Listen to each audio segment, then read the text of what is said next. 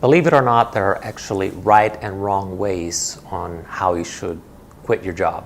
I know you're ready to go, you want to get this over with as soon as you can, but there's actually an etiquette and a way to do it right without burning any bridges and making it the least painful for you and your soon-to-be former employer. So here are 8 tips on how to properly quit your job.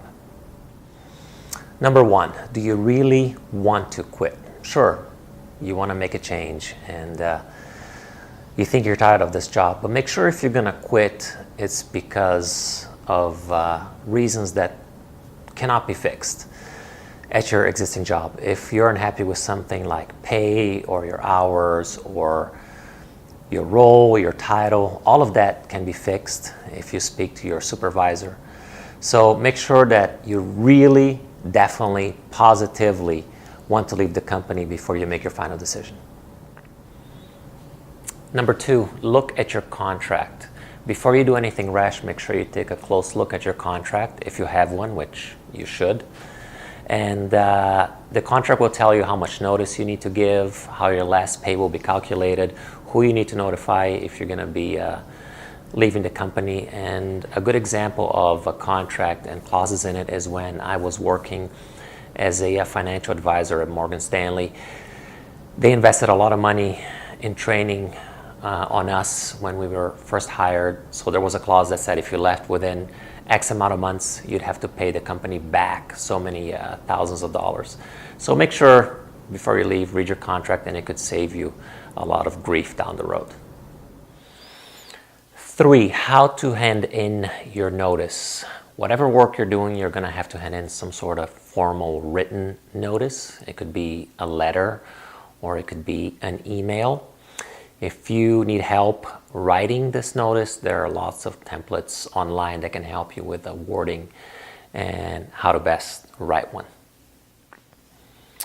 4, how much notice to give. This will depend on your role at the company, who you're working for, how long you've worked there, and it's usually stated in your contract. If you don't have a contract, 2 to 4 weeks is usually standard. However, the more notice you give, the more time your employer will have to find your replacement and get the house in order. An example of my personal life, when I was a professional boxing promoter, I worked for this company and I was ready to leave, and they asked me for another 6 months at the job, to which I ended up agreeing, and it was a great move because they actually helped me. My supervisors actually helped me a lot in my career that I took on after I left there. So the more notice you can give, the better, and I'm sure your supervisors will definitely appreciate it.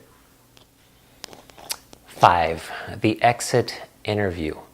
Before you leave, you're going to have a meeting with your supervisor, and this is not the time to go into a tirade about how much you hate the place and hate the job or the people or whatever the reason is that you're leaving.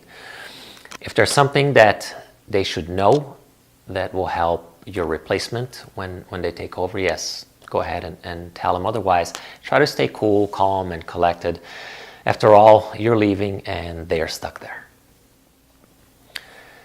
6, telling your colleagues. It's probably enough to just send an email telling them you're moving on and it's been great working with them and that you'll be arranging drinks to say goodbye, if you feel like seeing them again, that is. 7, create a good handover. It is good practice to leave a document that has stuff like passwords, current projects, where things are saved in the system, important contacts, and if you're really nice, your contact information so your replacement can contact you if needed.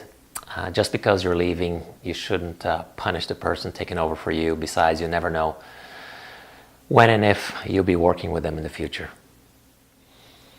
8, actually leave. If you're going to go, then go. There's going to be a clause in your contract that tells you what to do and not to do regarding customers, clients, suppliers, bankers, etc. Don't break those clauses or you'll be in a pile of legal crap.